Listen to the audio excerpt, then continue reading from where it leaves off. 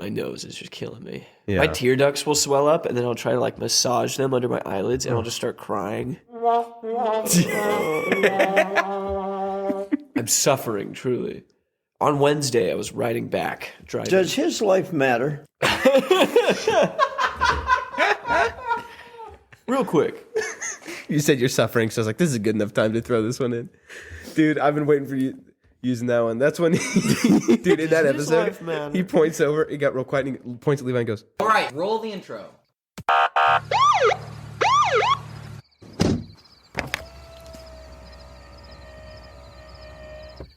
Evening, officer. Is something wrong?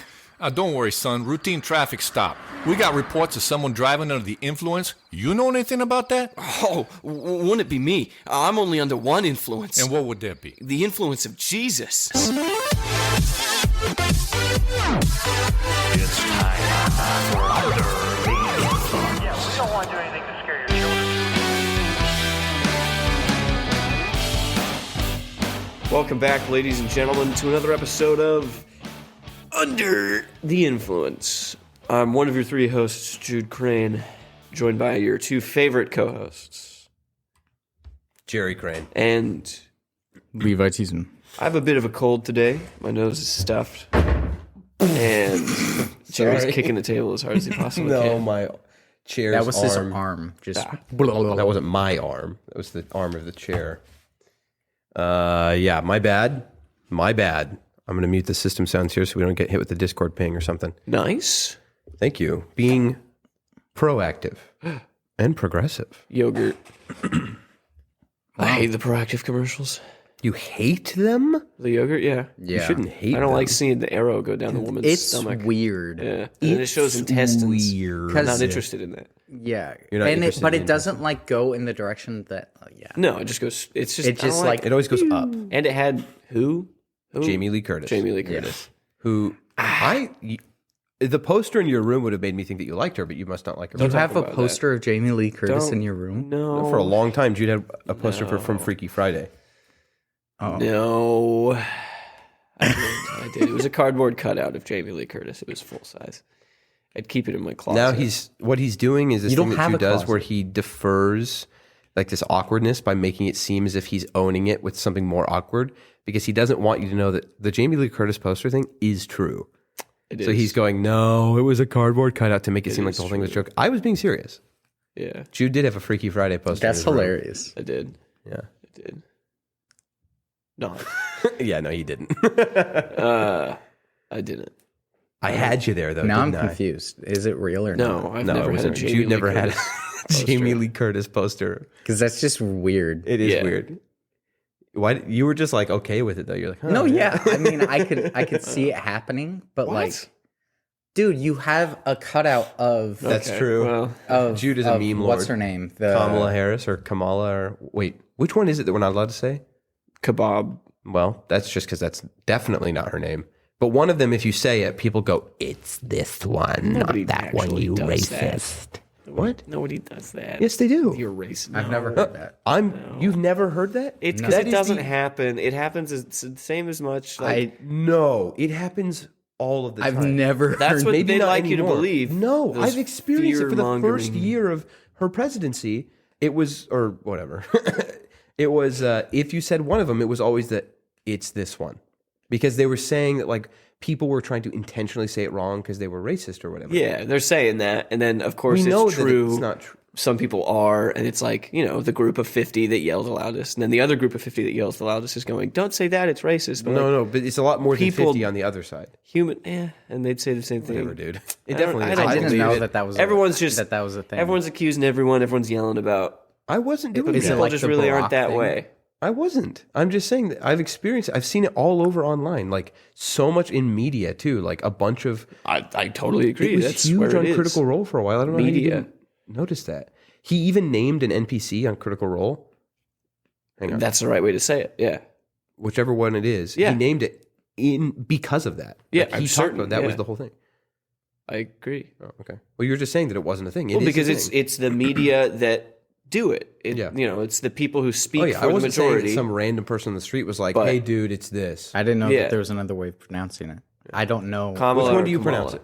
Kamala. That's probably the wrong one then. Okay, so it's I think that's the right one. Isn't Kamala the right one? I don't know that I've only heard Kamala. Like no, that's I think just Kamala the name. is the right way to pronounce it. I- and then people were saying Kamala, and that was making people mad. Koala. It's Kamala. Koala. Like Kamala Khan, like the the comic book. No, but he actually like right over there at his Little D&D spot. little D&D spot, he's got a little Jude's is the cutout little of one. Kamala Harris. I got a sticker because I kept getting voted. Because a long time Jude ago, was getting voted for. yeah, a long time ago, it had like put in your information to receive these text messages. Like when I was in high school, and so What's up with that? that's great. that is actually that is great. Wasn't it? That's my What's grandpa. up with that? What's up with that? So I took some sound bites. I want to get like a real soundboard of things that have happened on the show. So I've been kind of scrubbing through. But when I was editing that episode of us with Gaga, I was like, these are just good ones. So I have 3, and you might hear them throughout the show. Go ahead. Sorry, hang on. You were saying? What's up with that? My classmate just filled out all my emails and phone numbers. It's this person named Samantha, so I always get political texts. And then it was like, get a free sticker. I was like, absolutely. They give you a sticker of And Kamala they shipped Harris? it to me. Yeah, That's so funny. They I was spent like, money. I love her. Please give me a sticker. And then I didn't know that's how you got that. I thought you just printed off a picture of her. No, I try and get a sticker if I can. And now you have like a little Lego guy climbing on it. Yeah. They're all my good luck charms. Like the earring. Jude has a bunch of But weird it actually was good luck because like I had notoriously bad luck with D&D and I stole that for like a session and I rolled incredibly well. I have little This charms. was during the other campaign. This isn't like you're not going to hear about it during. No, if anything, if you listen to the episode of the session we just played, everybody Oh my rolled God. so bad. Even me. The entire 3.5 hours we played or whatever, it was just, first of all, not a ton of super exciting stuff happened in that session. Oh, I think Towards some the end, it was kinda exciting fun. stuff Really? happened. Some good. developments were made, which is exciting. Yeah. Some developments were made. Yeah, but for a while, I felt like it wasn't. But still, I had fun. I just didn't know if you guys did. But regardless, there was just so much rolling that was like unnecessary. Yeah. Because people got themselves in a situation they shouldn't have been in. But then the roll, it was just so bad. I was like, I have this thing where you guys are rolling bad, and I go, no, this is going to be the good one. And usually it does work that way. I'll be like, they've been rolling bad, and I'll think in my head, Lexi's going to roll really well right here. Here we go. There were And then- so many 4s that were rolled. It was so funny. Yeah, it was. And rough. Jude had Kamala Harris. He had his little Lego guy. He had that bolt. He had his little thumbtack that makes a weird noise. Wait, he has the bolt? Yeah, the bolt is I have the over there. bolt. Not the spiritual weapon bolt. Oh, the actual okay. bolt. It's just some bolt that came out of something. The table. This table? Yeah. Oh, we should probably put that back in. Put that back in. No. Do you know where it goes? You don't know where it goes? Or you're saying that because you want to keep it? No, I don't know where it goes. Okay. So Did then how do Jared you know take it it came out, out of the table? or did you take it out? It goes to one of these. Because there's a spot over there that is like missing 2 bolts. What? I don't think you're right. Where I've looked. where I would Jared imagine since sits, you said it came out there's of like- the table and then Levi said there's a spot over there missing 2 bolts, he's probably right. I don't know. I don't see a spot missing 2 bolts. Not from where you're sitting right now. No, from every time we play. I'm not being facetious. I Oh, don't. I I thought you were- haven't been able to find the Okay, spot where it's I missing. can joke. show you it out. But I know that it came from How many shirts are you wearing? an undershirt, a button up, and then a sweater over the button up. So the I collar. just noticed. And then a coat. And then a coat. I was cold up here, dude. Yeah. And a blanket on my legs. I'm sorry. I look like a polio victim. You kind of do look like the governor of Texas. This, dude, He doesn't have polio, but he does. Never mind. is governor of Texas cool? Do I want to be like them? Oh. Okay. Not the polio, but still a victim. No, the governor of Texas what is a I'm really saying? cool guy. I think his name is Mark Abbott. I think he's a cool guy. I think Abbott? he's Mark Abbott. I think that's his name. Maybe that's a different guy. I think his name is Mark Abbott, and he's the one that was like, people are coming over the border. Well, we're getting political, but people are coming over the border, and he was like sending them to DC because DC wasn't doing anything about it. And then Yeah, that's where I And then wanted to they go. took away his legs. so they took his legs. Yeah, They no, took I don't my actually legs! know how he's handicapped. I don't know if it happened while he was in office. Obviously, the polio thing was a joke because we're making reference to which president was that? Franklin. Who had polio? What? Which president was that? Who had polio? Yeah, Yeah. I don't know. Probably a ton. was it? A Roosevelt or something? No, It wasn't I don't Franklin think D? it was, I don't think it was Roosevelt. What's so funny about Franklin D. Roosevelt? Nothing was funny, but Levi laughed. So You're looking at it like, what? well, I was doing that Was because it Levi our laughed teddy when I bear, said Teddy Franklin. Roosevelt? Actually, when I said the word Franklin, both of you kind of like giggled and Well, No, I'm I've not talking about I've the got other turtle, things Franklin. that are funny through my head. Yeah. hey, Levi, What? Franklin. I don't know why. I don't know. So weird. Franklin the turtle did get polio in the children's books. That's the way it ended. Huh? Franklin the turtle gets polio. Oh, that's sad.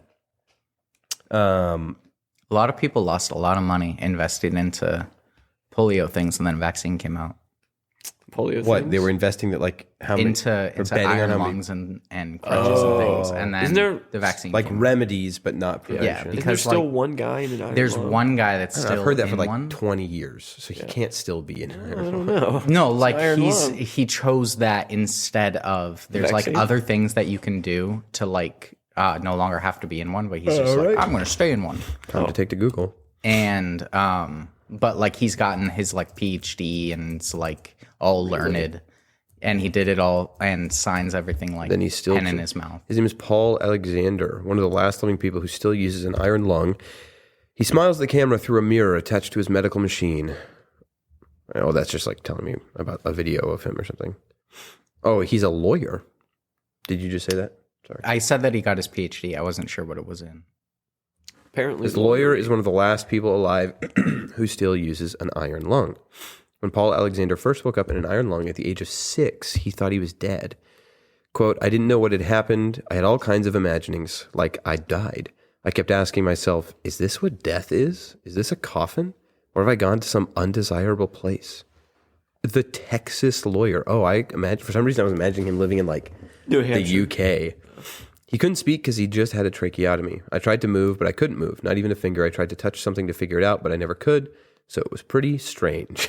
Yeah. The 71-year-old polio survivor who lives in Dallas has been using the massive mechanical respirator for 65 years. He lives alone, but has a caregiver who helps him with tasks he can't do on his own, like shaving or turning his machine on and off. Over the years, he's taken his iron lung to law school. I was just about to ask, how he's a lawyer then?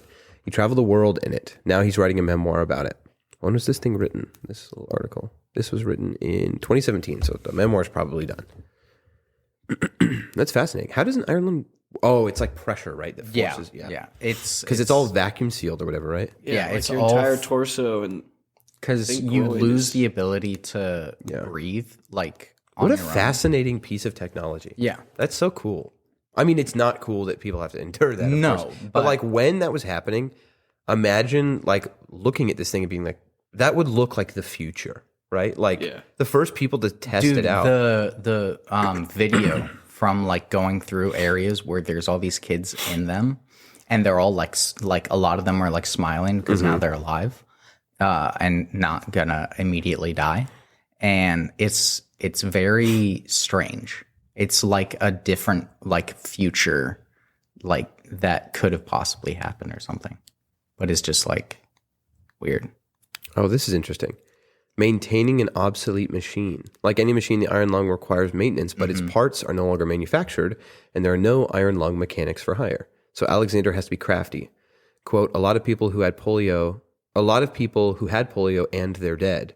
What did they do with the iron lung? I found them in barns, I found them in garages, I found them in junk shops. Not much, but just enough to scrounge parts for. That's interesting. Learning to breathe again. Yeah, that's fascinating. is he dead? No, I don't know about if he's dead now. What's his I name? think Paul it was, Alexander. I mean, this was from This was 2017. 5 years ago, so he could be, but I'm sure there would have been a Probably thing wouldn't have been that from polio. searching that up that he would have topped out like the search results. we're about to find out. But Alexander Hamilton. He did die. oh, he did? He passed away on March 13th of 2021. Oh, never mind then. Could have been COVID. Rest in peace. It says, who was Paul Alexander and what happened to him? Paralyzed by polio in 1952, blah, blah, blah. Nope, didn't say how he died. It just says that he was 84. He passed away on March 13th. It was a Saturday. He was born Paul Richard Alexander in Wayne County, Indiana. And on March 20th, 1936, he found out he had polio. Found out he was Coolio. I wonder if he finished his memoir. Did he finish what? Did he finish his memoir? Oh, that's 4 interesting. years. Because I mean, it was really rough for him to write it. Because he was having to like use his. Did he mouth. write it? It wasn't Probably like not a with his dictated. I don't know. Like I know that he. know, we talked about did, this with OJ like, have last to week. write things like with his own mouth, like and pen. Oh, here's a Wikipedia page. It might say how he died. Nope, it's accident? barely any information. A car. He was driving. No, that's terrible. He was drunk. He self-published his memoir. It's called 3 Minutes. What? 3 Minutes for a Dog. My Life in an Iron Lung. 3 minutes for a dog. 3 Minutes for a Dog. Subtitle: My Life in an Iron Lung. a good In April 2020, with the assistance of a friend, Norman D. Brown, according to The Guardian, it took him more than 8 years to write it using the plastic stick and a pen to tap out his story on a keyboard or dictating the words to a friend. So some of both. That's pretty impressive. I would like to find his memoir. Yeah. Maybe we should read it together like a book club and then talk about it on the show. I don't know how riveting that would be. Well, who knows? Maybe he said he traveled the world in an iron lung. That's kind of That's exciting. actually pretty crazy. Like, I wonder if he flew somewhere in an iron lung. That's like having the Well, I don't pressure. think No, he Yeah. probably took I boat. don't think they make you fly. I think it just helps you breathe. Jude. No, it's so stupid. That's so stupid. Man, last man with an iron lung and an iron set of wings. They they take the iron lung and since it's like a big thing, It was the inspiration for Iron Man. they fashion wings to it and an engine and make a little plane. Little he biplane. pilots it himself. Yeah, with the same plastic stick. Man, I don't want to dive into making fun of this guy. Yeah. No. He is. I mean, he's inspiring. It's interesting to see what he did. I would be curious to know where he went in his life. So that is probably what the memoir is about. I mean, at the very least, he thought his life was interesting enough to write a memoir. So, and so did his friend. There's a picture here of him, and I got really confused because there's a mirror here, but I didn't notice the mirror. So I thought his head was just sticking up out of the top of the iron lung. And then I saw his head at the back of it too. So I was very confused. But there's a mirror so that he can like look at people. Oh, interesting. That is kind of cool. No, the iron lung is like a fascinating piece of technology though. It's terrifying. Like, it is terrifying Yeah. to look at, of course, in comparison to things now. But like, think about at the time, it would have been terrifying as a kid, but think about walking in and being like, oh, this is like the future. Like there's this machine that's going to keep me alive. I mean, I think it's kind of fascinating. It's like, it's just crazy to look at something and be like, oh, yours had failed, so we built a giant mechanical version around you. So Yeah. your lungs failed, so you have giant mechanical lungs surrounding your body. Like that's But just think about crazy. the But guy like, who I invented can't it. imagine doing, being his caregiver. Because like I was a caregiver for someone. She didn't have control of her lungs, but she had a respirator like externally. But she just had like a tracheotomy and stuff. So like we were still able to like give hands-on care. Yeah. But he would also Yeah. be fully paralyzed. But being in that machine, Because it has to be pressurized, right? yeah, like that's the whole point of So it. how would you clean him? I have no idea. I honestly have no idea. And I wonder if it has like those glove things like on the side that you put your Oh my hands in. goodness. But no, but you would have to no, open you would have it. to get things in and out. I don't know. I wonder if he did use some more modern versions of things, like a respirator or something. There's probably a lot of powder involved. Like so that they could bathe him or something, and then put I it don't back know. in the iron lung. I don't know. It's very interesting. We should read his memoir to find out. Like I bet you he talks about it. But yeah, yeah. Caregiving's difficult. And Yeah, I could never. yeah, for the people that stuck around with him, man, they must have really loved him. Yeah. Now I'm invested. Now I want to know about him. Paul Alexander. I can't find my mouse. Here we go. Paul Alexander. What a guy. Chose to stick with it. Stick with it. Sorry, I was stretching to grab a tissue because I've got a bit of a cold. He's just cold. You want to talk about that? Yeah. How'd you get it? Did you get it from Rogan today? I knew he shouldn't have come to church. Is that what he just had a cold? He was Rogan coughing and stuff. Rogan He's lost like a leg. Oh, poor little guy. Yeah, did you see him come in? I didn't see the crutches, no. They actually didn't give him any. They made him hop. they made him up. No. Jude, you were talking earlier about how something interesting happened at work. So if That's that right. did, that must mean that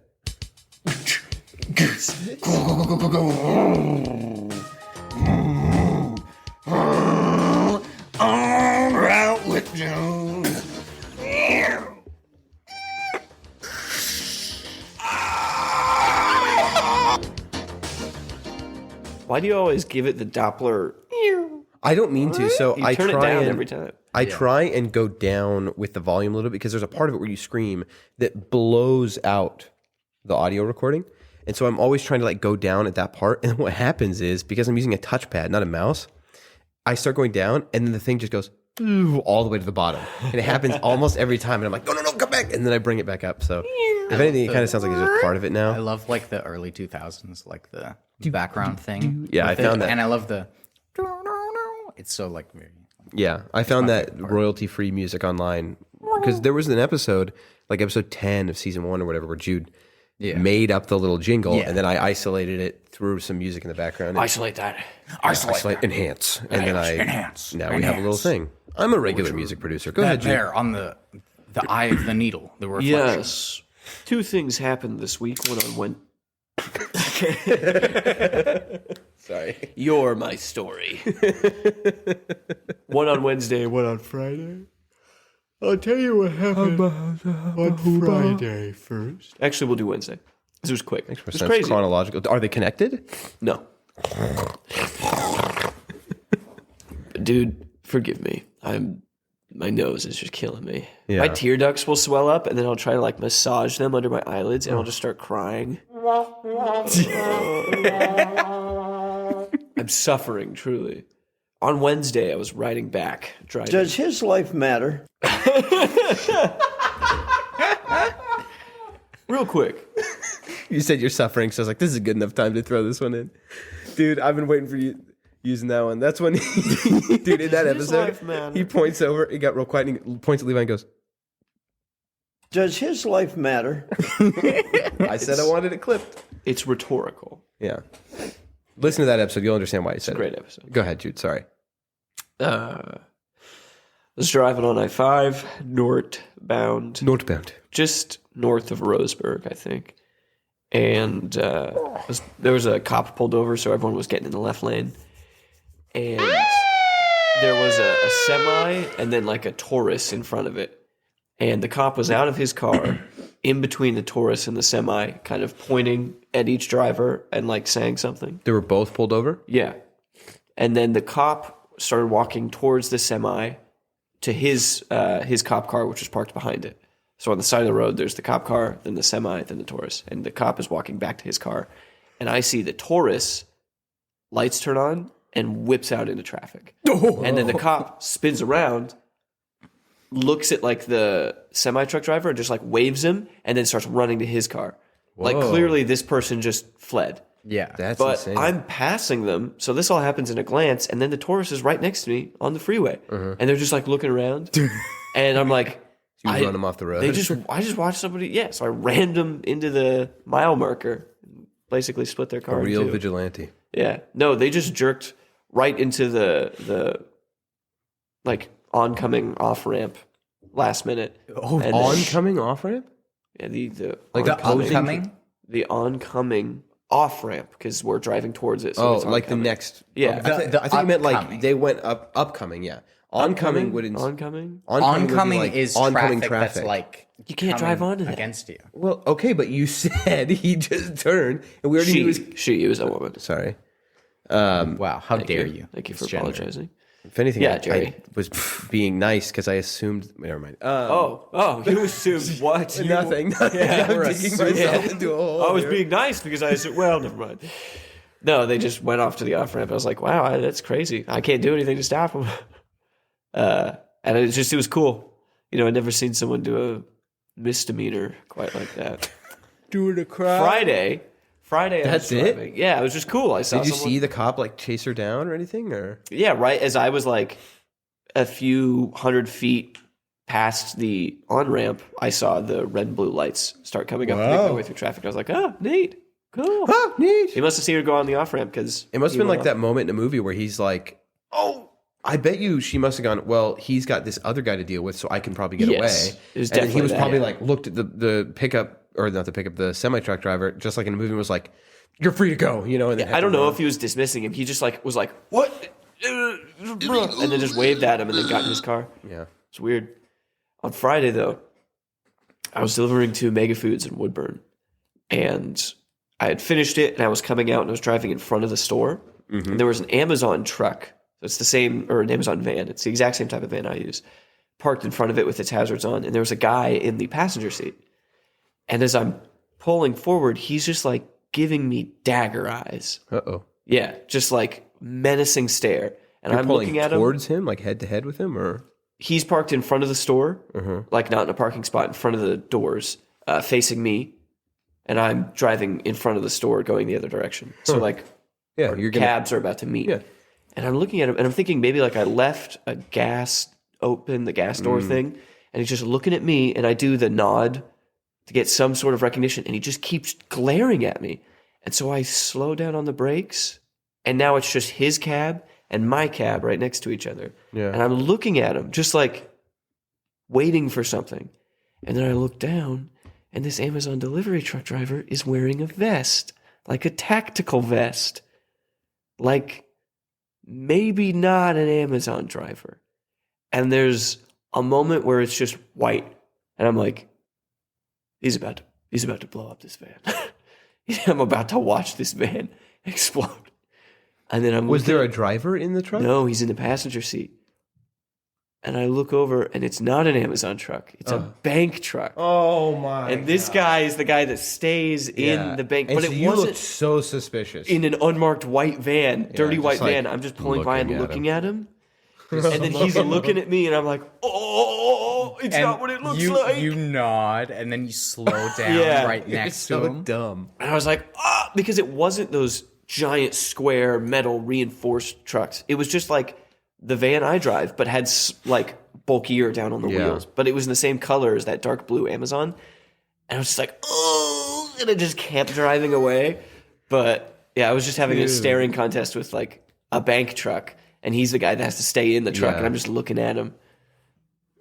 It was interesting. Oh, that's kind of terrifying. Yeah, I felt so dumb. Yeah, you're kind of dumb. Yeah. I was like, oh, an Amazon truck. It's a terrorist. I'm going to die. Oh, it's a bank truck. Dude, the roller coaster of Yeah. emotions. An Amazon truck. Why is that guy giving me the stink eye? It's a terrorist. I'm gonna die. Yeah. Like from here Oh, shoot. to here. That's funny. Huh. So that.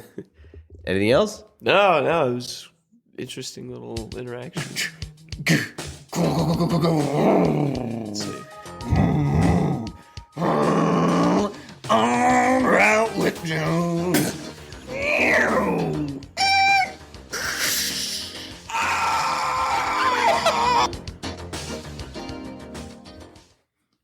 Beautiful. Thanks. Well, I did have a little update for you guys. We talked about last week how the week before and everything, we were talking about how the episode that had just come out or was about to come out was the episode with Gaga in it, right? Yeah. So we recorded that on Tuesday, which was the night before that episode was going to air.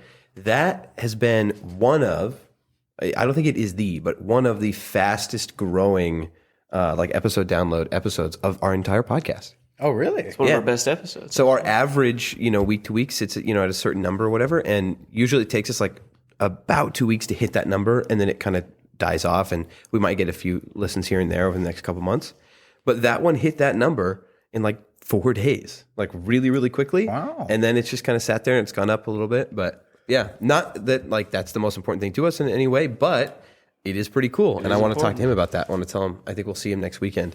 And I was going to tell him about that because he was kind of like, he seemed like he felt like he thought he talked too much or that he said Just some didn't crazy really know things. the format terribly. But I think he did great. Yeah. But like he went to church with us that next Sunday and he was talking to Matt and was just like, I don't know about this, because Matt was like, I heard your episode went well, and he was like, oh, I don't know, you're gonna get some letters. We'll see. I think I sucked the air out of the room or whatever, but he was being too humble because it was good, and I think people liked it, and the people I've talked to about it said that they thought it was good. So, but yeah, fun little update. Matter? Huh? Now does his life matter? Yeah. Does his life matter? Now does his life matter? Does his life matter?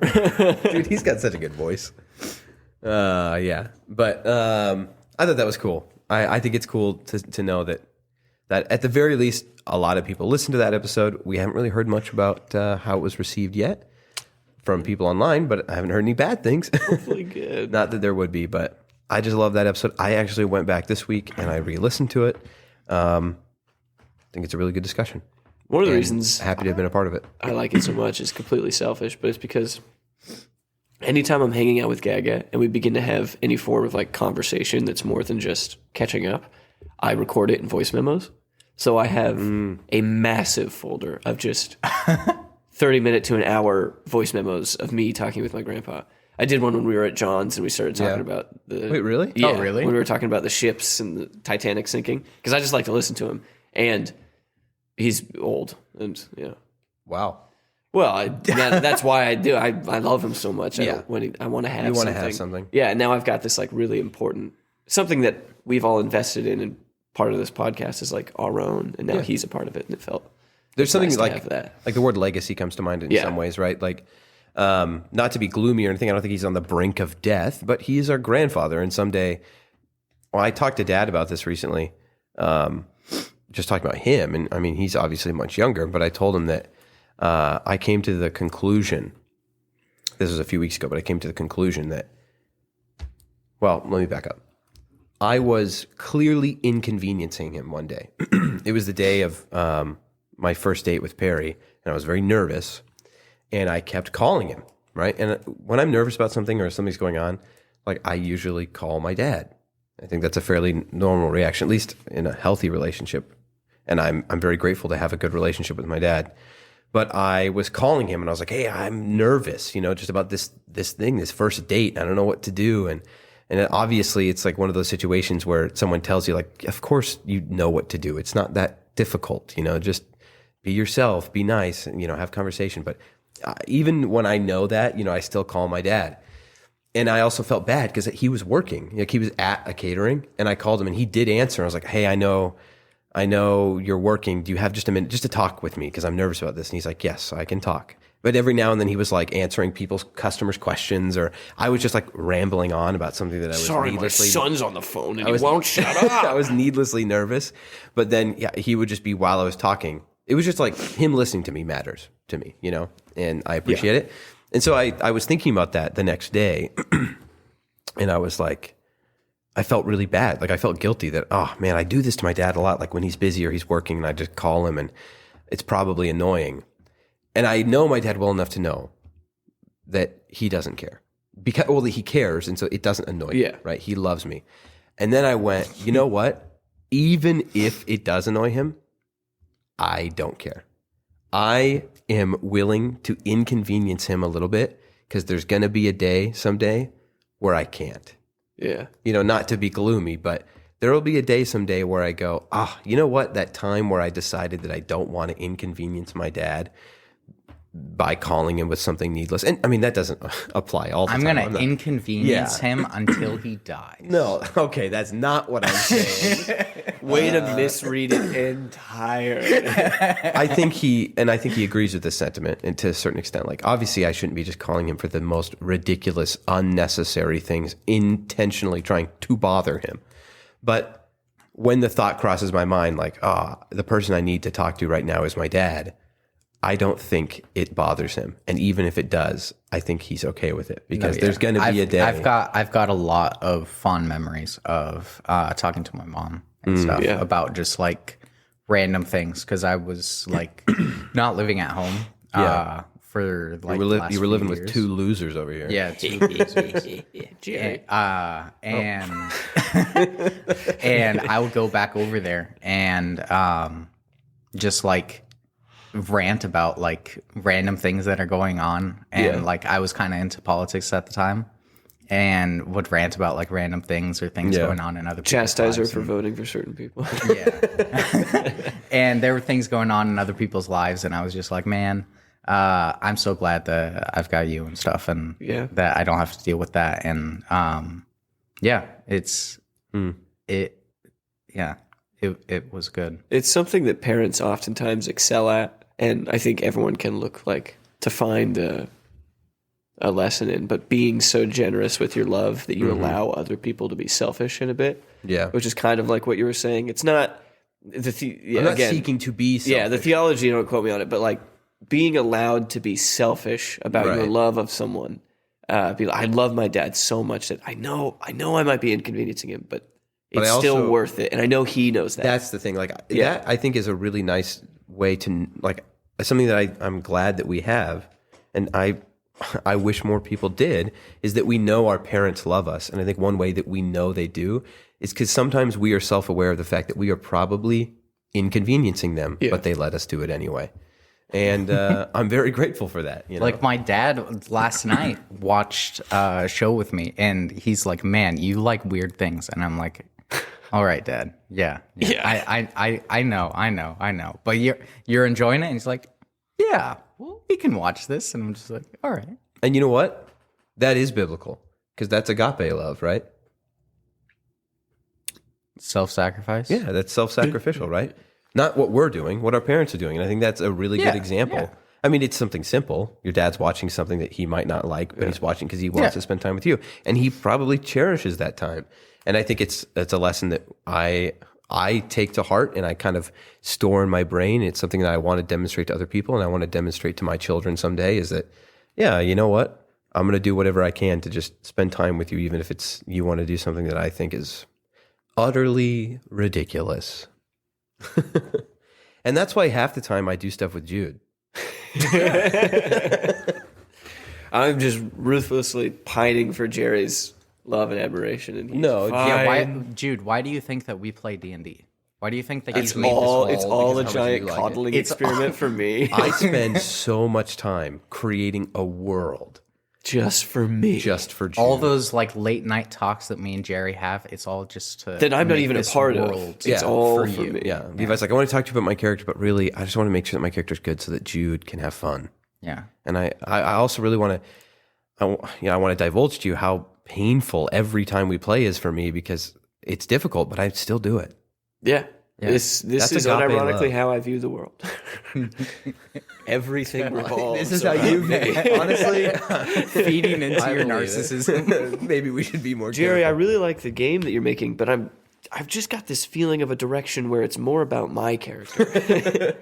Honestly, it's kind of funny. I mean, we did campaign, end with yeah. I'm so hoping we much can of the end explore of the last my character's backstory from levels 1 to 20, and then the game can just kind of end with it. Yeah, something for people that are listening that might not know. I mean, we exemplified this in the last campaign, but a part of it, like I kind of manage the direction of the story to a certain extent. Our D&D game, yeah, and I will try and come up with individual plot points that are really about, sometimes something about someone's character. So there was a period of time where one of the characters was like an assassin trying to, clear his ledger basically and turn a life. And there was an arc or a story about that, and then a story about Levi's character's family and everything. But man, I got to say, what I think about often about that story, there were some pretty big things that were like, okay, the juxtaposition of Jarrett's backstory. So Jarrett was an assassin. He had assassinated a ruler,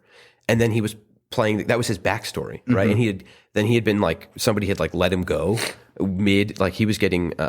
He was being. Well, he like escaped. Yeah, but what's the word? He was being executed. Executed for it, right? Yeah. And he escaped the execution. So that's a crazy thing. That's like really high level stuff. Like he had assassinated a ruler. He was being executed for it. And then that's just his backstory. And then his story arc was kind of low level. Yeah. I mean, like it had big stakes, but his story arc was like between levels like 11, 12, or no, it was like levels 9 to 11. It doesn't matter. It was whenever he multiclassed. Yeah. But still, what I love about that is like that's some crazy stuff.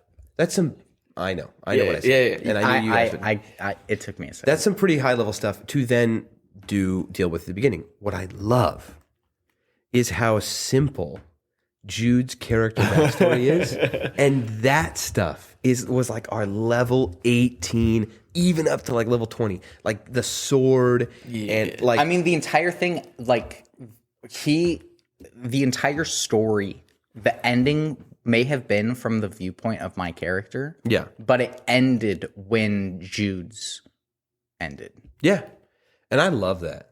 I mean, I will talk about this, and it gets me emotional because like that story, we played it for 7 years, and Dude.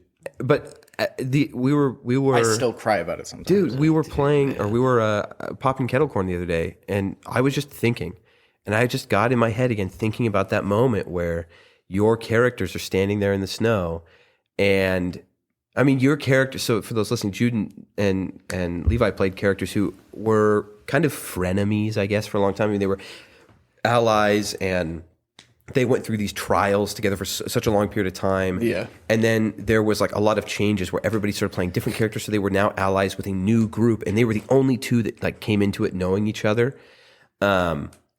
And it was just such a beautiful story because they became connection. brothers. Yeah. Through that, they became brothers. And Jude's character was this kind of more pious, trying to live his life by staunch. Yeah.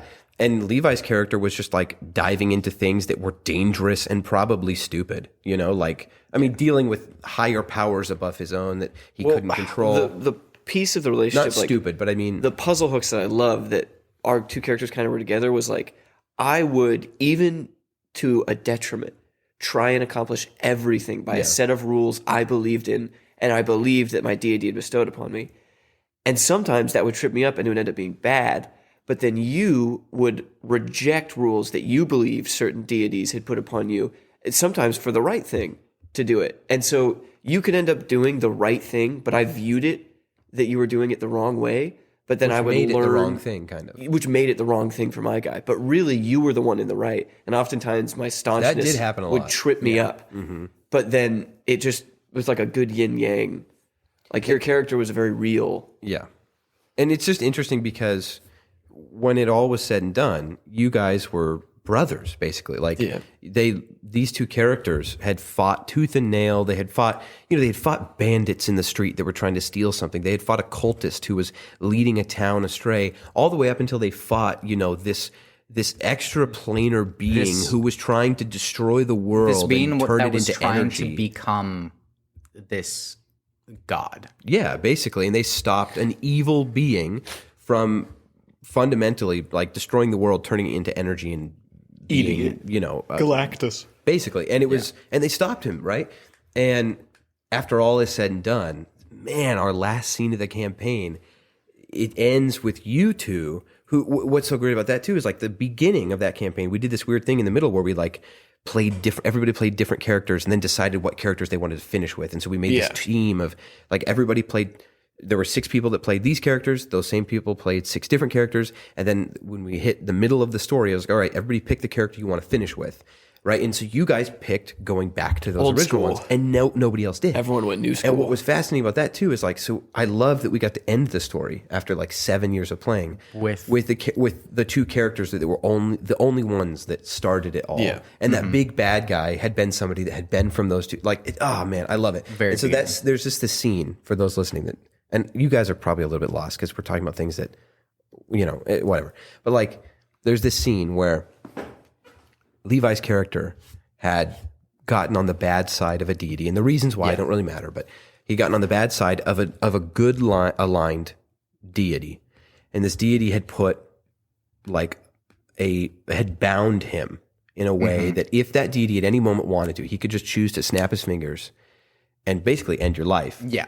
But also, in a way, he was kind of keeping you from being consumed by this sickness. He had me in like this stasis of limbo between, and that was his way of like the clutches of life and death, and he was just had his finger. He had his finger on the button, and it was basically to be like, "Hey, you ever go out of line?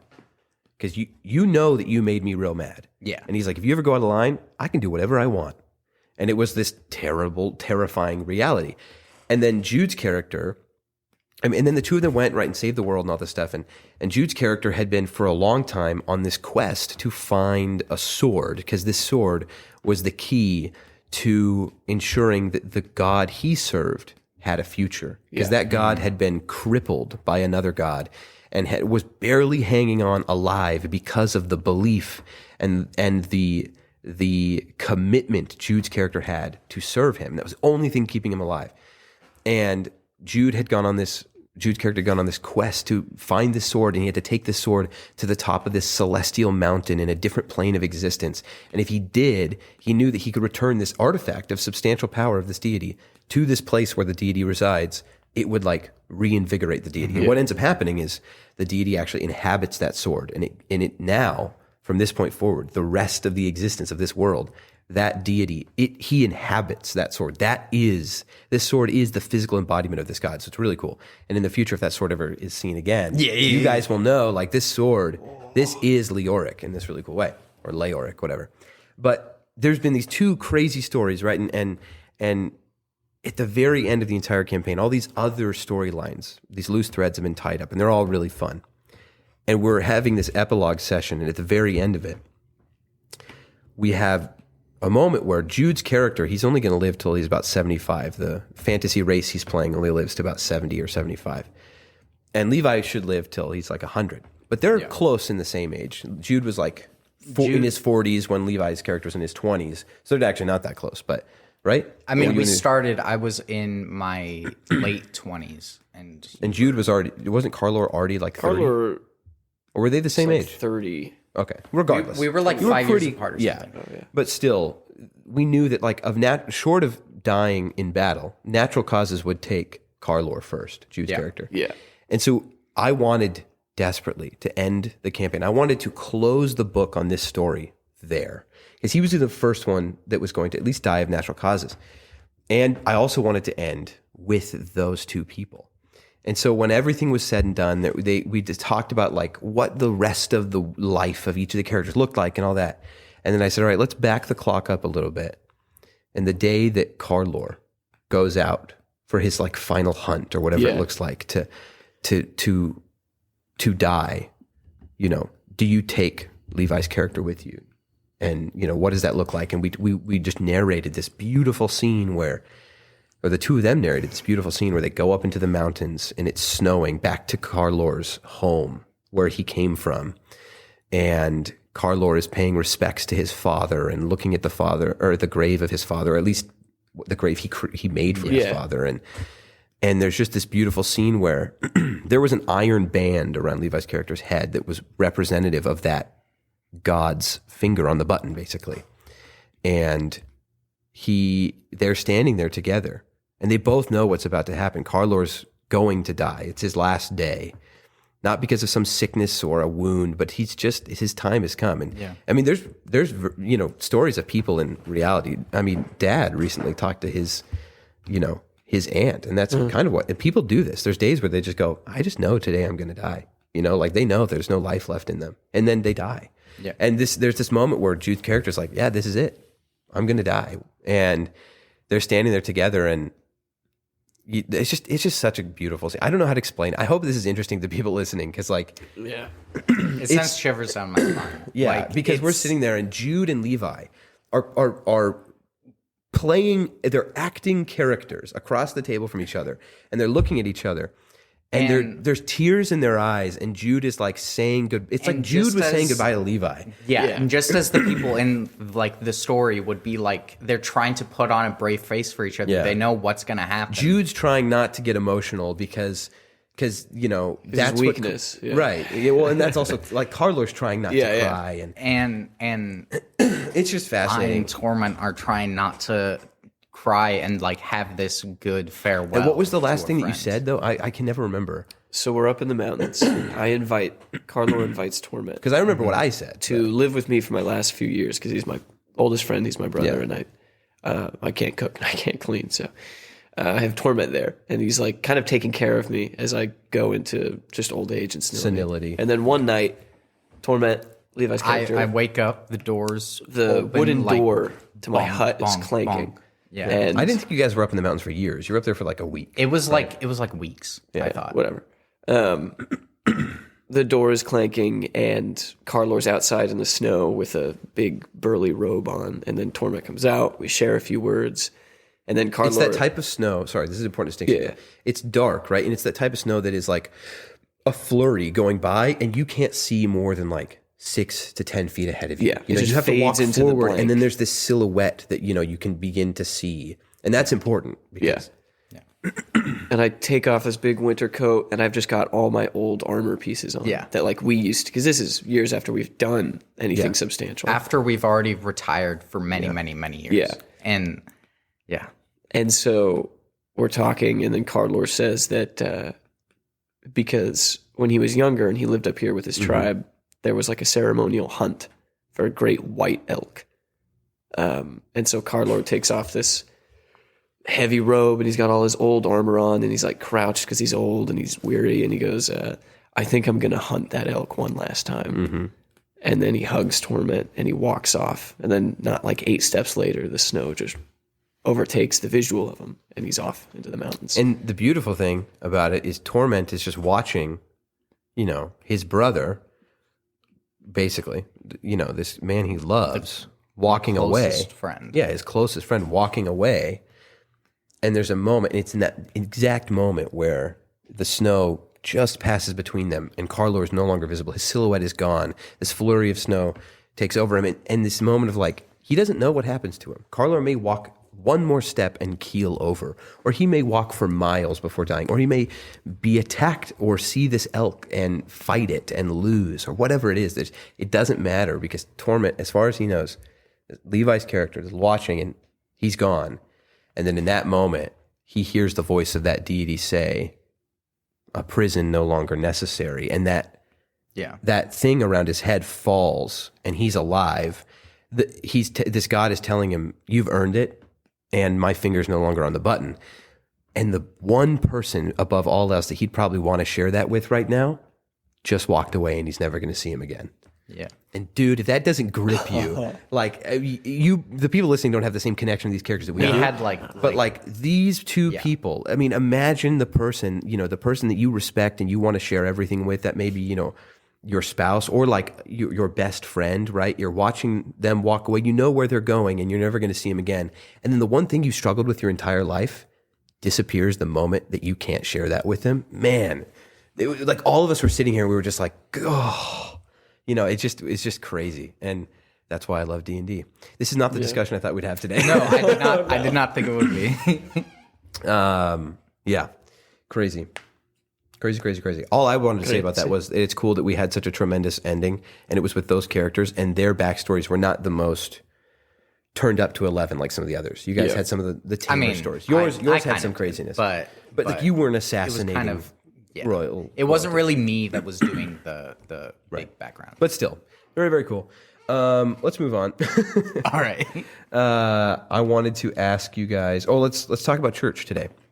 The last episode we recorded, it was on a Tuesday, so we didn't really talk about church. But we were all at church today. We had exciting news at church today. They brought us up and prayed for us and Matt, all people involved in leadership and Christian influence. And I was terrified because I get to church and I get there early. And I'm just talking to people. Okay. Pastor comes up and he's like, okay, hey, you ready for today? And I'm like, ready for what? And he's like, ready to go on stage with me. And I'm like, what are you talking about? Am I speaking in the sermon? And he says, I texted you about it. I checked my phone, and there's a text that I missed where... which is 90% of the text you receive. I guess. Oh my gosh, people have been texting me for the last 5 years. I didn't even know. And he's like, so he's going to take all of us that are like the upper echelon of the upper echelon. I think just leaders. I mean, we've been there we've been involved for a long time. And yeah, we're leaders of Christian influence. And the upper echelon, yeah. And he's like, yeah, you ready to go up there? And I'm just like, oh, okay, sure, yeah. And Matt's wife comes over and she's like, Matt's not going to make it. Rogan's sick. And I'm just like, all right. So it's going to be me and the guys. All right. Yeah. And then Jude and I we are can do not this, there. and time's growing closer, and Jerry and Jude aren't there, and I'm not looking at my watch, and I'm just like talking to people, and then I hear a guitar start to go, and I look up, and Daniel's starting the music, and it's 10:05, 5 minutes past when people are supposed to be here, and they're still not there. And then Chad's like, "Where are you guys?" And I text him, and I'm just terrified. I go and I sit down, and I'm just sweating, and terrified to go up there alone, not be the having only one anything ready. representing Christian influence. Yeah, when I'm just like, I don't know, I'm not the owner and founder, or founder or anything like that. And then right next to me, Jerry and Jude sit down, and then Jerry's like, "Yeah," and I walked in with Matt, and I'm like, "Matt's not supposed to be here." Yeah. No, so we were all there. It was great. Long story short, we were all there. And they invited us up there. The church prayed for the ministry, which was really cool. I mean, there have been like little moments in time where this has felt more official, right? Like being part of something that is not just a hobby or like something you're trying to do, but when we registered like with the state, and then got a bank account for it, and it's like, okay, this is a ministry that I'm a part of.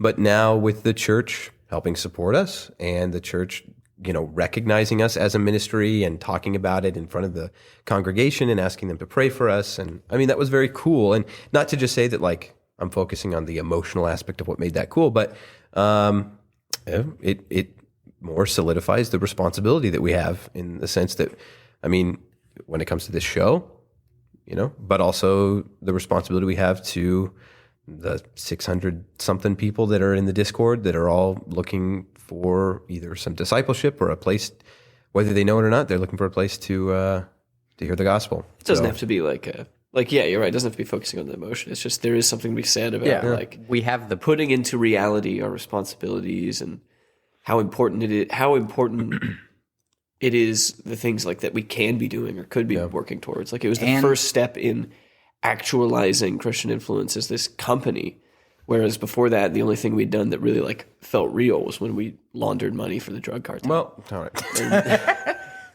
But now did not happen. That was a joke. Jude came up and What's up with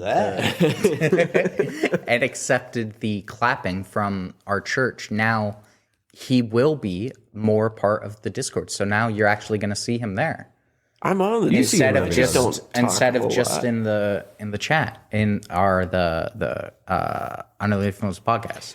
There's this joke that like Jude isn't super involved, which it's true. I mean, no, but It's true. no. I mean, it's kinda you true. are. Here's the thing. Obviously, Matt wants you to be more involved. I think I want you to be more involved. Sure. I want you to do it for the right reasons. I don't want you to do it out of guilt. I mean, guilt's. I'm not putting you on blast here. I'm just saying. No, Here's the thing. You are involved, and you are you were the reason this happened, right? Like you're the reason this show happened. And I mean, if you hadn't tried, like you went and tried to start this originally, and then it changed And into then it this, and just there was a totally point, fell apart. into the infancy of this idea where you and I were like, you kind of like wanted to do it, you kind of mentioned like, hey, let's maybe make this work. And then we just didn't talk about it. Yeah. And then I started listening to the Tim Hawkins podcast and I was like, okay, I like the format that they do with that. And you and I both kind of came to each other like at the same time. We're like, we should just do this. And no, I mean, you are a big part of it. And I think even if this is just the amount of it that you are involved, I think that is great. I don't think we should force you to be more involved. And you are involved. I don't know. I've just gotten kind of tired of the bit a little bit. Oh yeah, me too. Trust me. I know I'm involved. I know I can be more involved. I will be more involved. I'm just not. I don't give off involved. Like I don't talk that is a whole it. It's lot like on message boards. Yeah. So then it looks like I'm not as active in the group. But anytime there's like a gaming event, I've been a part of any of the games I've been a part of them, and I've been trying to foster the community. And you make sure that like you'll bring up if there's something in this that you're like, hey, we were not focused enough on that in this episode, or we should be better about the way we focus on this, or be careful of the way we talk about this subject, whatever it is. So I think it's just you're not involved in the way, and sometimes you're not involved in the way that some other people are involved, right? But I'm not a huge personality. Only on this podcast, but in the actual you are the umbrella personality on this of podcast. Under the Influence or Christian Influence. From what I've heard, a huge you are present personality in that. Yeah. You're more of a. But I'm working in the caricature shadows, and I'm watching everyone who types in chat. You're looking at all the ones and zeros. I am, yeah. He Shadow He banning looks at the people. server in binary. People I disagree with, slowly How are we deleting gonna their go about posts. How are we going to go about that? That's the third one. The shadows.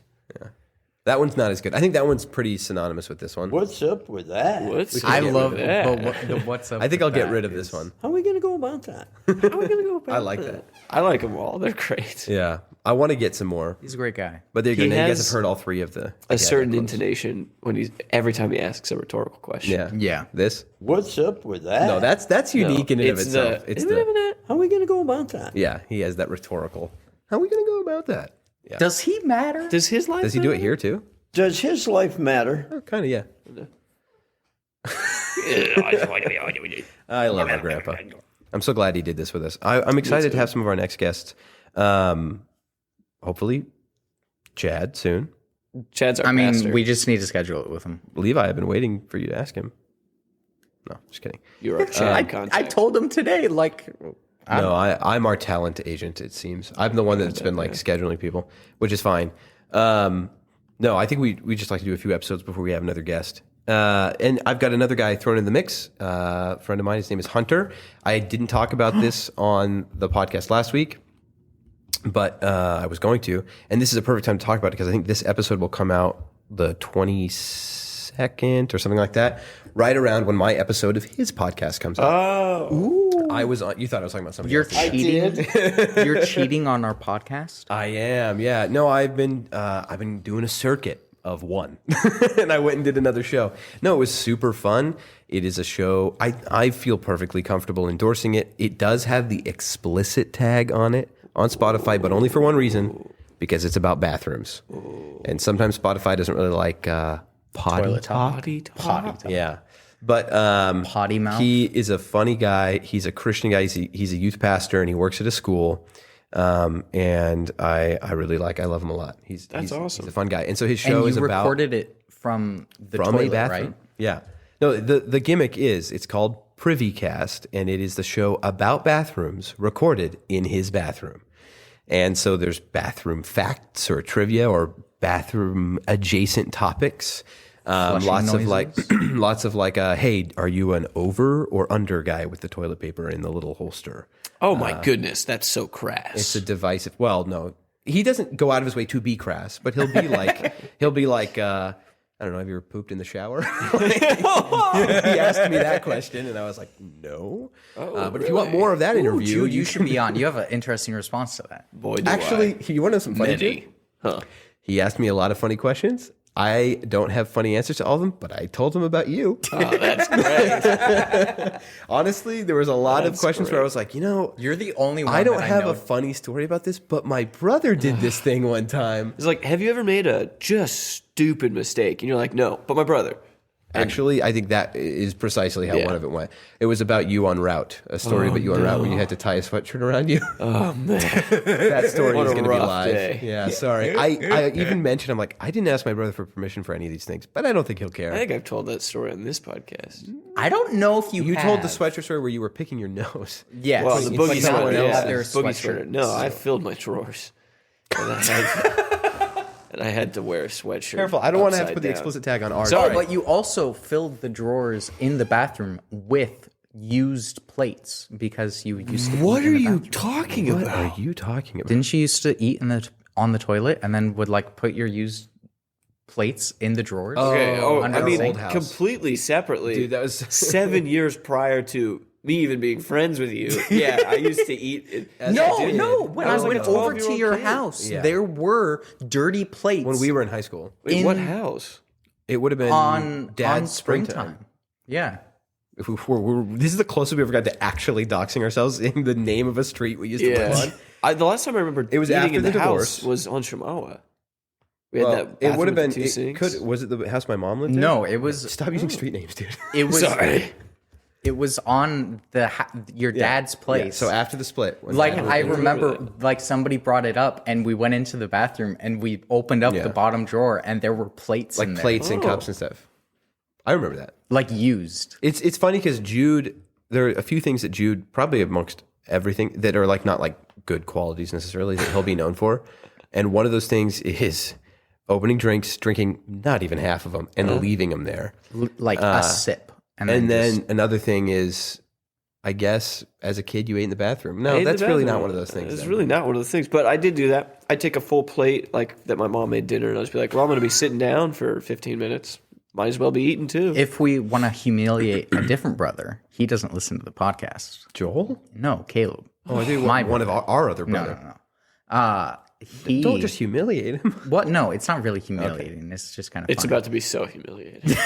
no. When Wait, he was. should we save this for when Hunter's on this podcast? Oh sure. Toilet talk.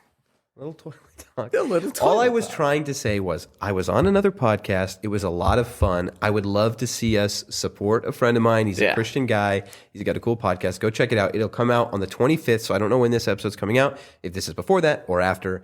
But regardless, November 25th, my episode of his podcast is on Spotify, and it's called PrivyCast. I'll put a link to it in the description of this. Go check it out. It's a lot of fun. We got a lot of fun conversation, and you'll probably hear some things about me that I would never share on this show in that. So, and things about Jude, apparently. Yeah. What? I haven't told You'll have to listen to that. drawer-filling story on this podcast. I don't think so, but you'll have to No, listen I to don't that think you episode, have. Jude, and you'll I hear think it. our fans know that I have. Yeah, Jude accidentally got more than he bargained for when he was on the route one bargain time, had to clean himself up, and then tied a sweatshirt around his I waist did, yeah. because he didn't have a change of pants. All right, What a way to let's tell the move story. on. We kind of talked about church. I mean, we talked about something. I mean, we interesting. didn't actually talk about No, the we sermon. didn't. No, which we can do. Would you guys like to? Or do you want to talk about something else? I don't have as much of a takeaway. I like the inclusion of trumpets in chapter 8. I believe we're in. My thing is And- more about what he talked about at the end, actually, not the trumpets, but he talked about the, what, I don't want to misquote him because I know sometimes Chad listens to this, but it was the, like, what should you be doing differently? Right? Didn't he say that? I mean, yeah, that It was like what he wanted us to think about that this week. Like, Yeah. what should we be doing differently that we're doing now or that we're not doing that we should be? And then he put a huge emphasis on prayer, which is obviously something that's been kind of praying a theme about for the big things yeah, instead of exactly. Just not just praying about little things, which are important, and just not just praying about things that are big to us, which I think is a distinction. I don't think he necessarily said, but I think I kind of read into what he was saying. I think that's what he's saying. Yeah. Right? 'Cause yeah. sometimes there can be very individual things that are big and they're big to us in that moment, but It's it's definitely a big thing in your life if you have like a fractured leg. But then yeah. again, Or if you are struggling with something specific, like an addiction or something. Yeah. But I think he's specifying pray for like church-wide things. And Yeah. he's definitely right. I don't do that often. I don't pray worldwide and for about the worldwide church. Worldwide. And Mr. Mr. Worldwide. I'm not praying for Worldwide. Pitbull enough. Well, maybe that's the thing. We talked about this, like praying for Elon Musk, praying for Alex Jones. We've brought up on the show before, like, hey, we should pray for these people who are in positions of leadership and renown and stuff, and we don't pray for them very often. And I think that's we a big did it thing. first, Chad. there's a lot of We got to it first, Chad. a lot of prayer for people in political power until the wrong person That's gets true. in political Then we power, just and then pray it that they won't be. becomes then it just becomes prayer for like quote unquote the right people. to get Yeah. them Like, out. well, we shouldn't be ceasing to pray for those in power to make good decisions. I think, especially even more so when people who we think are making the wrong decisions are in power, you should be praying for them to make the right decisions. Right. But that all kind of goes out the window, it seems sometimes. There's like not a formula, but there's like a step-by-step process of prayer that we always did at school on the National right. Yeah, Day of on Prayer. We'd National all Day of go Prayer. out or was it pray at the flagpole or National Day of Prayer, one of those two, or those the same day? It was like at the flagpole or something. Maybe those are the same day. We'd pray for local elected leaders. We'd world pray leaders. for the school. Yeah. We'd pray for each other in the school. And then, we'd pray for local government, And then state. U.S. government, And then and then we'd pray for the US, world. And then world. Then the one world government. The one world government. The global caliphate. And we pray for the UN. But, I mean, I like, did. Chad is right. I pray a lot. I think I'd like to pray more, but I think something that I don't pray for often enough, get out of here, fly, is I don't pray for the world, and it's something that we should be doing. No prayers too small. And No prayers too big. no prayers too big. It's true. A lot of people talk about the small prayers. What about the big ones? That's true. Well, there's this kind of interesting phenomenon that we've talked about before too, which is like when the church notices a discrepancy or like an area that the church is lacking. Like when people say statements like, the problem with the church today is this, right? Yeah. Then there's this kind of slow shift into like focusing on that thing. And there's this like kind of church-wide shift and let's all focus on, I don't know, like outreach or something, right? Yeah. But then because you do that, the thing that you were doing before starts to lack. And then there's this like, oh, you know what we're focusing on? Not a bad thing, but we're focusing on too much is outreach. We should be focusing on our, like the church, like discipling one another. And then we start doing that. And then we kind of get into this groove of not outreach. It's humans. I feel like that's a human issue. It is. Yeah. It is. Well, since the beginning of an issue nonetheless. Church. And yeah, I'm not saying that this is a bigger issue of the church and that we should focus on addressing this issue, which I don't even. I mean, very meta. the meta. We fold time. We're and space. going very meta. But I mean that it is just an interesting thing, right? And it's a clearly human phenomenon, right? You focus on one thing that may not be a bad thing, and then it causes you to not focus on the others. A perfect system would be if we were like, all right, you small delegated group focus on this, and you group focus on this, and that's what the body of Christ is supposed to look like, right? It's the people that are gifted in this way, and there needs to be leaders who are appropriately delegating. Foot do the foot, tongue do the tongue. What? Different pieces of the church. Pieces of the church. I just didn't Pieces hear of the you. church. I Like, just heard something about a foot and a tongue. like you're not wanting to have your foot be ear. Yes. Yeah, I honestly thought you said putting a foot on your tongue. Yes, I put my Make sure foot the in my church mouth. is delegating. Putting your foot on the tongue. Yeah. Yeah, no, it's interesting. There's just a lot that his sermon had me thinking about today. Maybe we should start linking those sermons when we talk about them. That would not be a bad thing. HTTPS // Well, I can put on I can put in the show notes Yes. a link and it will show up. Yeah. It'll be like, hey, it's made to, I think, be used for like sources if you have information. But Hey, that is a source because It is. we're extrapolating pretty much every from time that. we talk about things, it came from, sorry, go ahead. something else. I mean, Well, I mean, you were saying, I didn't mean to cut you off. But yeah, it came from what that we- was basically it. Yeah. Mm-hmm. Yep. It came from the church service we just came from or what we've been studying that week or whatever. But Seems should we like start doing that? prayer is always the topic that, and it just feels like this is totally, what is it when only I see evidence of something? It's like subjective. Anecdotal? Anecdotal. This is totally Well, anecdotal. I mean, yeah. But from my experience, prayer is always the one that's like in the middle. So we're moving over to the right side, and then prayer gets a little bit stronger, kind of, and then it starts to wane. And you go to the left side, and prayer gets a little bit stronger, and it starts to wane. Prayer could always be more Because prayer is universally applicable to like whatever the emphasis. focus Yeah, is. and so it's always being worked on, and it's always kind of feels like it's being left behind. And especially the idea of like big prayer, because everyone prays for the perceived impossible when you're faced with it, like cancer. Yeah. Like there's no way this person is going to get healthy again. And then you get like a date of like a terminal, when someone's going to die. And then you pray, obviously, for a miracle. And miracles happen. But then also something that's like perceivably impossible, people don't pray for. Like, man, I hope this specific person has a life-changing experience today that they can look back on and they get saved. Like that just seems statistically impossible. Like this person's never going to. Yeah, but so does somebody who's definitely going to die of cancer and then miraculously is healed. And it's only when we're faced with that that we go, oh, well, we could and we can pray for this. It's not. It's when we're comfortable. We don't pray for the impossible things to happen, which is, I think, a huge detriment. Which in some ways is almost more possible because that's like a system of things. Like somebody could get to that person and talk to them, which is much more likely than all of a sudden a tumor disappearing. You know? A medical miracle. And it's questionably more important depending on who has the cancer. Oh, certainly. Yeah. No, it's a good takeaway. I think we talk about this a lot, right? On the show, we talk about this with each other a lot, which is prayer, and that we should be doing it more often. And that we say we want to check up on another. And we haven't really done that for a little while. We haven't asked each other if we've been praying. So I guess I would like to ask you guys, have you guys been praying more? Have you been remembering to? Have you been making an effort to pray? I have. That's good. I've been praying more and reading more of the Bible. That's I've good. been writing down. Well, I started like dream journaling, but now I've been writing down my prayers in the morning. Oh, that's really just good. of like a way of, did I ever get back to this, or did I ever feel? That's really smart. Because I think God answers prayers all the time, and we're just too busy to remember what we prayed for. Yeah. It's like, hey, you list off 13 little things in your life that would everything would go so much smoother if they were fixed. 3 months later, they're all fixed, but you have something new to complain about now, so you don't remember. That's a big thing that I've just noticed, that it's like one of the parts of being human is just like when things work out, we're just like, oh, great, that worked out. But this other thing, it didn't work out. You focus on the negative. Yeah. That's interesting. Like, if this one thing could have been like that, then all of that would have been easy. But that did happen with 10 other things in your day. Yeah. And you just took it for granted. He's answering prayers. We're just not paying attention.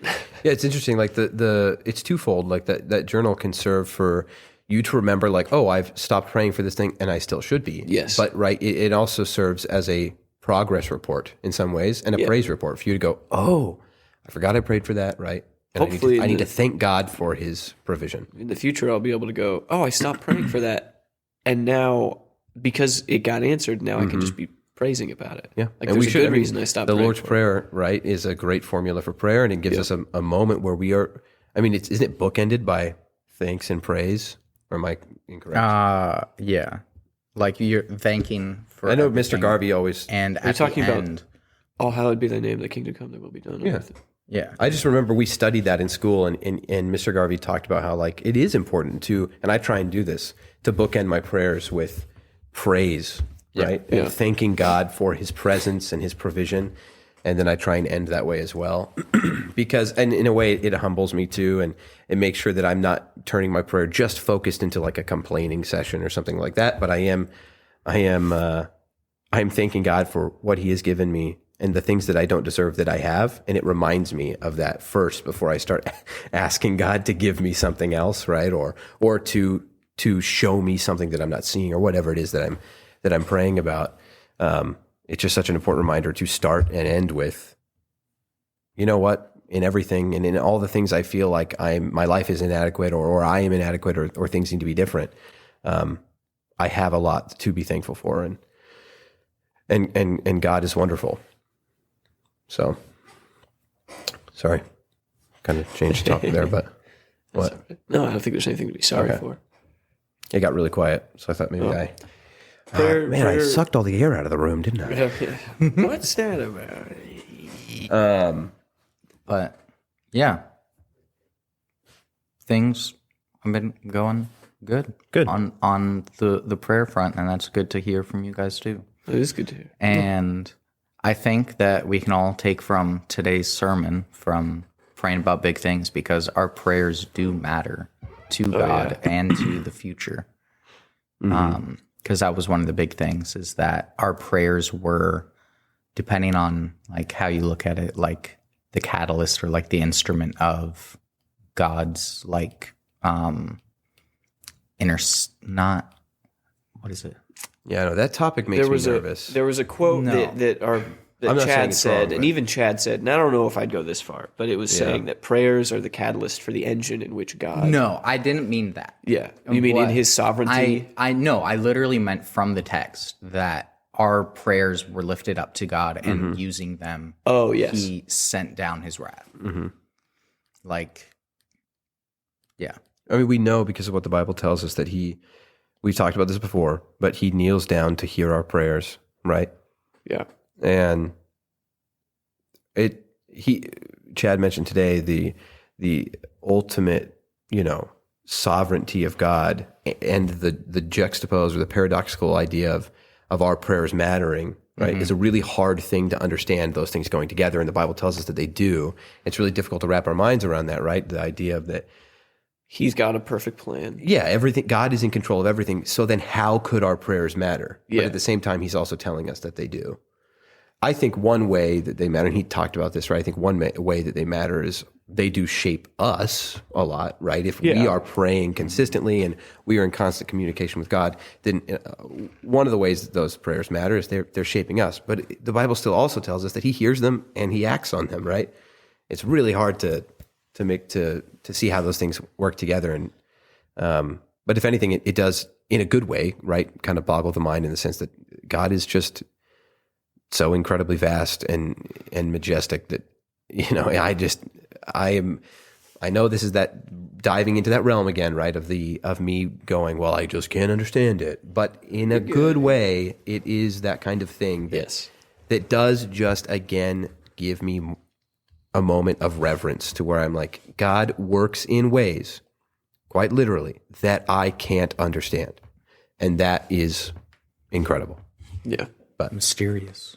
He works in mysterious. yeah, to use the old adage of God works in, the Lord works in mysterious ways. But I mean, that is actually an example of that, right? That an example of God does truly work in ways that I cannot fundamentally understand, or maybe someday I will, or I'll understand it better. But at least right now, those are two conflicting statements and He's got two a conflicting plan. ideas. He's omniscient.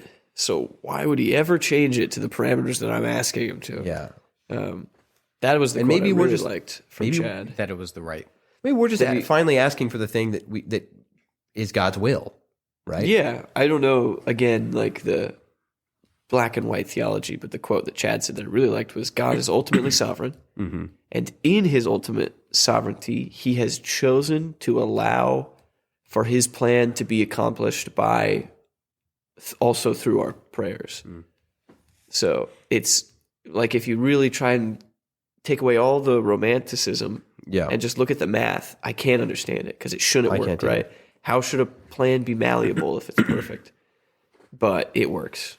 Or is the plan malleable? Because the when I said earlier that topic makes me nervous, the part of it that makes me nervous is like the statement, God's plan is, or God is perfectly sovereign, right? And he has this perfect plan, but sometimes he hears our prayers, and the idea that like God was going to do a specific thing and then we asked for something and he went a different direction. That's the part of the whole thing that makes me nervous, and I don't know how I feel about it. I just don't like to, I don't know. It makes me nervous because I don't like to dance around the topic of like, I don't know, us influencing God. Yeah. Like, I don't like that. But I also know that I'm just not, I'm not theologically educated enough to make an assumption on either side of that. And so I will not do it. But the idea of me praying something and then God choosing to do that instead of something else, that just makes me nervous because I don't know, anytime I feel like my brain is going into a place or someone is talking in a way that makes me think that I'm putting God in a box in any way, I'm like, well, I got to flee from that, and because I like to make sure that I am keeping myself below God. And sometimes if I feel like it would imply that I'm not, then I'm like, well, I must flee because I am not, I will Remembering how flawed humanity is. Yeah. And our tiny pea brains. And our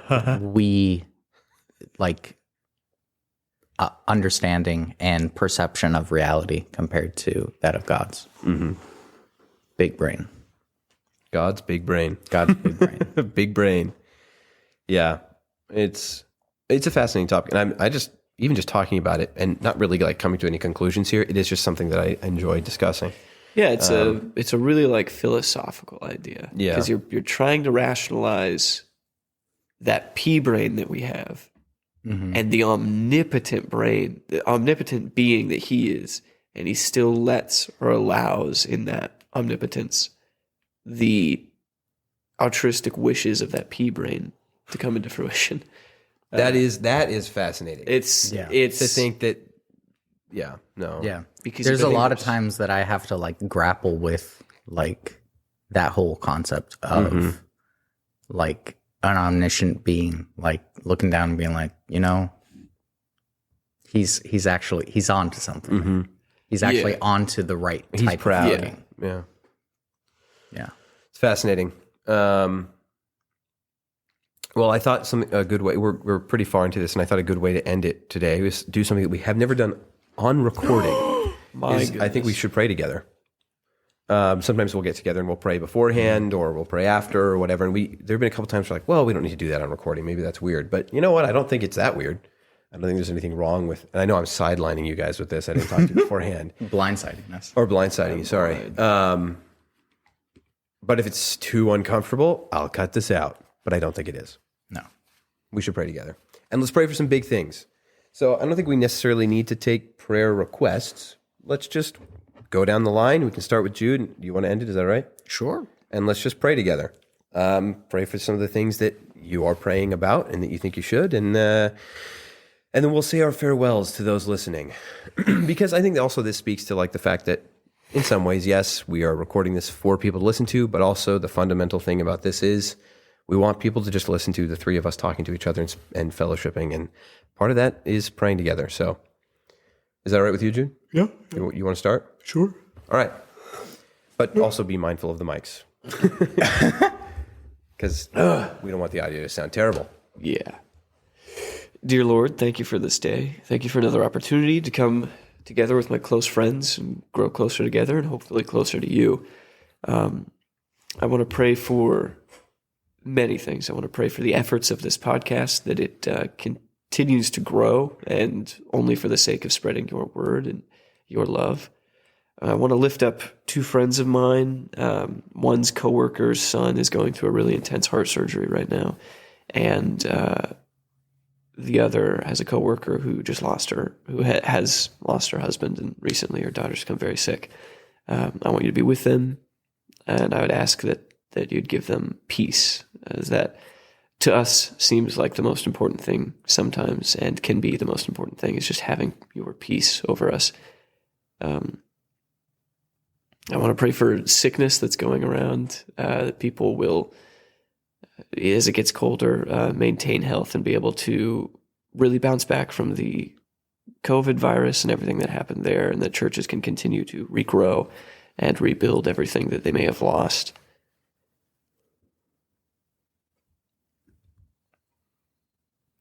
Dear Heavenly Father, thank you for another opportunity to spend time with people that I love, enjoying conversation, and more importantly, enjoying conversation about you. And I pray that we will continue to take these opportunities, and that the people listening will take these opportunities to speak to one another about you and to grow together closer to you, God. And I pray that the people, whether they listen to this podcast or just the church throughout the world, will continue to grow. It's kind of a foreign thing to me to pray in this way, I guess, but it is important. And God, thank you for the body of believers. Thank you for the fact that we are part of something that so often just feels like it is our church, the church we go to, or the Christians that are in our area. But God, there is an entire church around the world who is in many ways unified under one goal. And I pray that goal will continue to be clear. We will be ambassadors for you, and we will continue to go out into the world, and we will share the good news of your salvation. And I thank you for it, God. I thank you for your hand in our lives and the power you demonstrate regularly. And I pray that we will continue to humble ourselves and be obedient to you. And I want to pray for the three of us, that we will continue to check in with one another and ensure that we are doing the best that we can to be godly men. And I pray that we will continue to pray for one another, and we will be diligent in that, and we will be sincere in our words, and that you will give us wisdom as we are in some positions of leadership and in responsibility and influence. And like we've talked about before, everybody is in a position of some influence, and some are in positions of more. And I pray that nobody takes that lightly, and that we take it seriously and continue to take it more seriously. And that's a challenging thing, God, but I do thank you for it. I thank you for the challenges in our lives, and the ways that they develop us and grow and cause us to grow. And I pray that we will tackle them with bravery and peace in you, God. God, I want to thank you for everything that you've given us, the grace and salvation, and for every commodity and our comfort that we're able to experience here. And I pray that our mission and those that are part of our community will grow to know you more and to be closer with you and grow in fellowship with each other. And I pray that we're able to spread your good news to more people and to expand our community. And I also pray for those that are in other countries that won't be don't have the ability to be in our community. And I pray that they will feel your presence and that they can, even though they may not feel like it is, I pray that you make your presence known to them and your control, and that they can be comforted in the fact that you are in control and that we do matter to you and that you do listen to us when we pray. And God, be with everyone here, everyone listening at home and or on the road, and everyone that doesn't hear this podcast. I do pray for them. And please be with us. And thank you. Thank you, God, for everything that you've done for us and for everything that you continue to do for your people. And in Jesus' name, amen. Amen. All right, guys. Well, good discussion. Yeah. I had fun today. Thank you for talking. We're right at like an hour and a half, so thank you guys for listening. I appreciate it. If you guys want to get more involved in the discussion and you want to talk to us about some things that we talked about, or you have suggestions for the show in the future, you can go to Discord and you can hang out with the three of us and other people that you've heard on the podcast before at discord.gg/Christian Influence. If you want to talk about things or you just want to play some video games sometimes, whatever you want to do, hit us up. You'll find us there. And we haven't mentioned this in a long time, and I think we should have. But if you want to help support this podcast and other podcasts that Christian Influence we're working on, or just the ministry as a whole, you can do that on our Patreon at Patreon. I think it's patreon.com/Christian Influence. There's some rewards there, but that's not the point of it. If you want to just help support us, that's a way you can do it. And if monetarily isn't the way you want to help support us, and you want to just help spread the show around, that is super important as well. Listening is huge, and sharing it with your friends is amazing. And we are greatly thankful for the people that have done that. So if you think this episode was good and you want some, to send it to somebody, we would love it, if you did that, and leave us a review or a rating or something like that. That just helps get the show around. So now that all that's out of the way, thank you everybody for listening. We love you very much. Roll the outro. I end the program by saying, you've made this day a special day by just your being you. There's no person in the whole world like you, and I like you just the way you are.